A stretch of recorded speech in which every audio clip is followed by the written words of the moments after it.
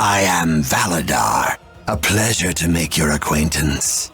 I look forward to building a strong bond between us. It's been quite a while, but we finally get Validar, one of the main big bads from Awakening. As a typical Fire Emblem Dark Sorcerer dude, Validar will be a red infantry mage. Generally not the most inspiring thing to hear when it comes to Grand Hero battle units, but Validar's got something to prove. If you've ever been interested in just how many red Grand Hero battle mages we actually have gotten, well, I've been working on a video that covers just that. To celebrate 7 full books worth of fare, I wanted to reminisce and do a little fun statistical breakdown of all the Heroic Rail units since launch. I wasn't able to finish it before the update, but I'm done with the tough part, writing down stats and notes for 166 units. Please look forward to it soon. Now back on track, our 167th Heroic Rail unit has 42 HP, 46 attack, 17 speed, 35 defense, and 43 res. Validar has the typical high attack and res stats for red mages, but he does a little swapsies with speed and defense. 17 base speed is awful, but this gives Validar a relatively high 35 base defense. If you aren't going to invest in speed for a low 30 speed unit, then dropping it completely may be preferred. However, it does mean Validar is going to get doubled by pretty much everything, and taking a second hit can lead to more damage and spec activations. There's not too much you can do about it, so Validar instead turns to overwhelming offensive might.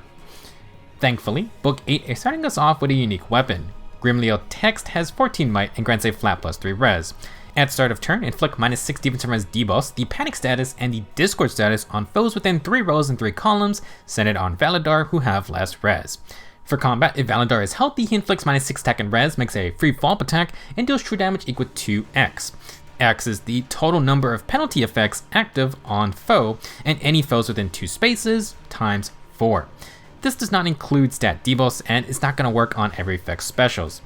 Basically though, the more negative status effects on the foe and nearby enemies, the more true damage for Validar. This has no maximum cap except for how many statuses you can inflict. It counts every instance of a status on the foe or nearby enemies. Let's look at some visual examples.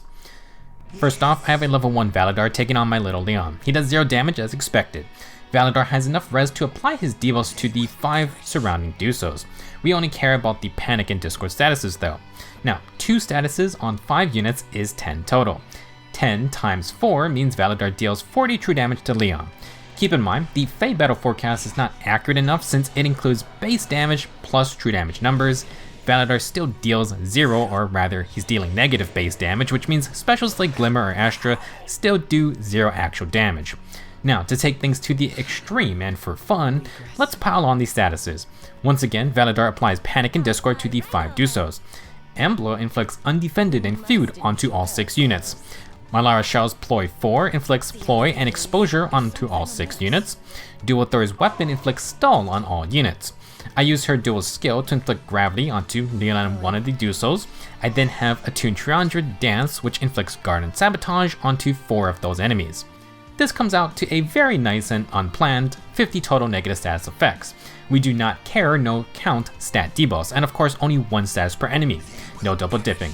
50 times 4 is 200 true damage. Accounting for exposure though, that's an extra 10, so Validar would deal 210 damage to Leon. Now obviously, that's an extreme example, however that was a level 1 Validar who is doing no base damage. With a proper kit, you'll probably deal some base damage, not to mention those statuses are adding extra power on their own. The fact that there's no cap on the damage and it includes all nearby foes means Validar heavily punishes teams who group up, and you can't really neutralize status effects in combat. The main way to avoid this is beating whatever checks apply those statuses in the first place, or being able to cleanse penalties with things like Restore Staffs, Harsh Command, Recovery Skills, or some of the dual skills out there. The absolute best way to beat this is Freyr, who doesn't let those statuses apply in the first place. Would not recommend using Validar in Astra Season. That being said, there are ways to apply status effects during a phase, which Freyr doesn't stop. For example, Ninja Heather, her tier 4 ruse applies Guard, Discord, and Schism. Her weapon also inflicts Exposure, so that's 16 true damage for every unit hit by all 4 effects. Technically with a bonus plus 10 thanks to Exposure. If you want the big funny numbers, Validar absolutely will depend on bringing allies who can apply status effects, and he's going to be weaker against less grouped up enemies. But boy, can the big boss do some damage if things do line up. Thank God Grimleal Text is fun because not the best base kit here. Glacis is fine, but that's a long charge time. Attack Ploy obviously is good for the high res mage, but we want status effects. You then have Brash Assault 3, which is an absolute meme in 2023. Not only do you have to jump through like 3 or 4 loops to proc it, but the guy already has a follow-up built up into his weapon. The idea though is that if Grimleal Text's follow-up is stopped, Brash Assault's follow-up is still active.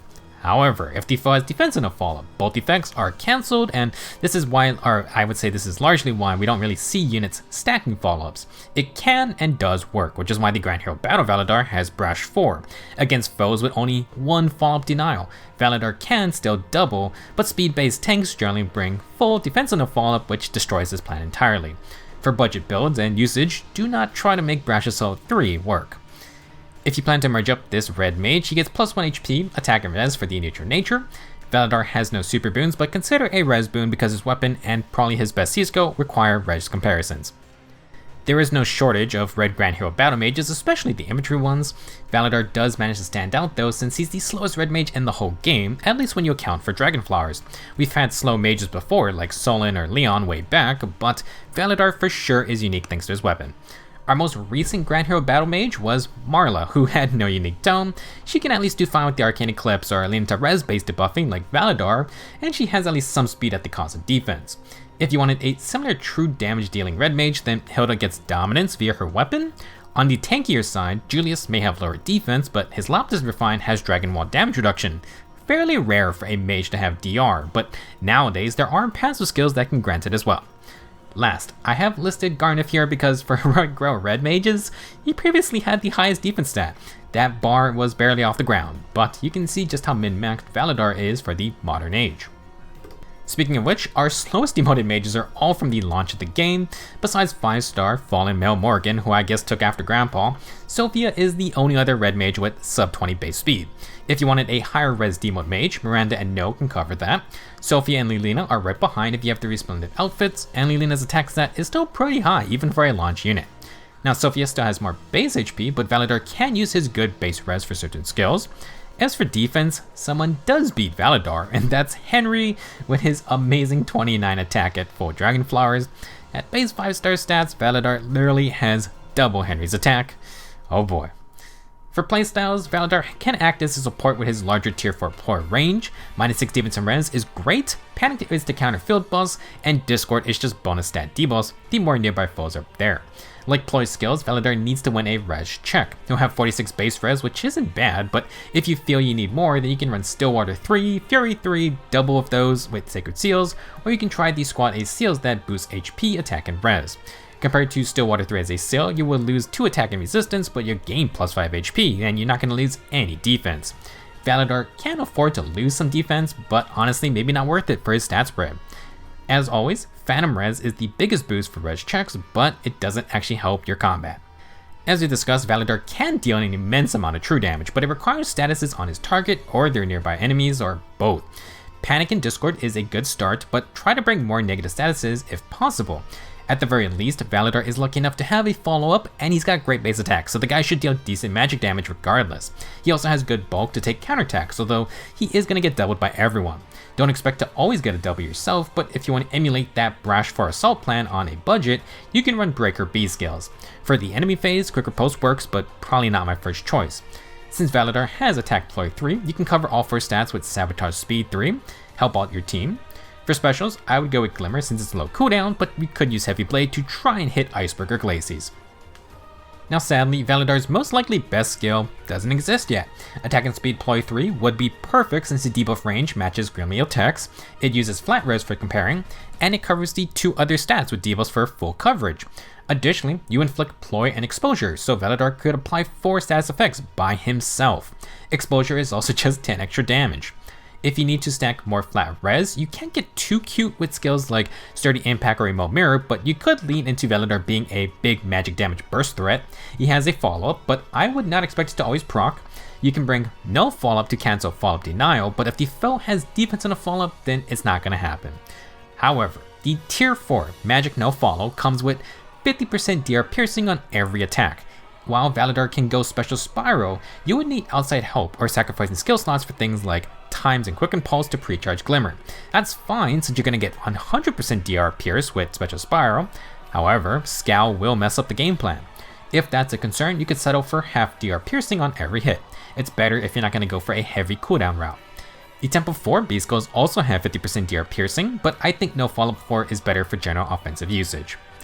For the moment, if you don't want to use Attack and Res Ploy 3 or Defense and Res Ploy 3 since those will overlap debuffs with Grimleal Text, you could settle with more combative perks and use teammates who can debuff such as Heather. Combat-wise, things like Remote or Nelsie Disrupt 4 would be fun due to their percent DR with Validar's higher defensive stats. Tier 4 Sabotages don't inflict statuses, but they can double up on the debuffs in combat. Attack Smoke 4 would be nice for Follow-up Denial and these stats. However, I did like the cheeky Fatal Smoke 4 in the Grand Hero Battle map. Like our DR Piercing skills, it's literally just to pressure enemies who try to tank Validar. You don't cleanse enough status effects, and percent DR or Miracle may not help enough to survive. Now, while Oath 4 is usually a good C skill, if you want to wait for that Ploy 4, then Attack Oath Echo would be a good attuned skill. Wings of Mercy as well, although for tougher enemies, I do think you need the DR Piercing. If you want to use Validar for general gameplay, Close Counter can be fun, Flare provides healing, and maybe even Vantage if you want to be annoying. If you want to fully commit to support, Rally plus Ruse is on the table, and that's another way to get your statuses. Validar does have some choices to make with a build. Attack and Speed Ploy 3 would be beautiful for self-sufficiency, and it's a good team option, but maybe Times Pulse with Quicken Pulse and Special Spiral 4 is just too spicy.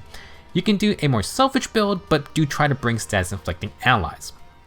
If you want a panic inflicting, discord causing, bulky mage with big burst potential, then Validar is a free fun unit to play. He has the usual high attack and res red Grand Hero Battle Mages love, but instead of middling speed, Validar drops it completely for a respectable 35 base defense.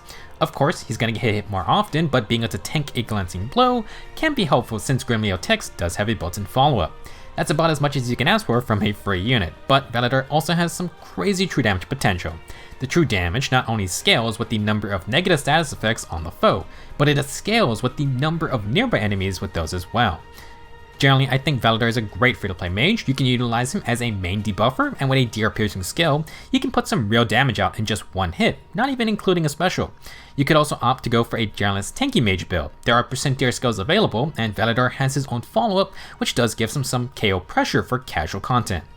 All in all, while there is kind of a gimmick here, it's not Validar's only niche. You can play into it, but there are other aspects to his gameplay. If the enemy does not handle a lot of penalties well, and they group up, then they are going to pay for it. That's all I got to say about Validar, our first Hero Grail unit for Book 8. We're starting another year off strong, but if you want to remember past years, then stay tuned for that video I mentioned at the start. I think it'll be a fun time, but good lord, it was a lot to parse through. Thank you for watching. Go get Validar from his Grand Hero Battle map, and I will see you guys in the next video.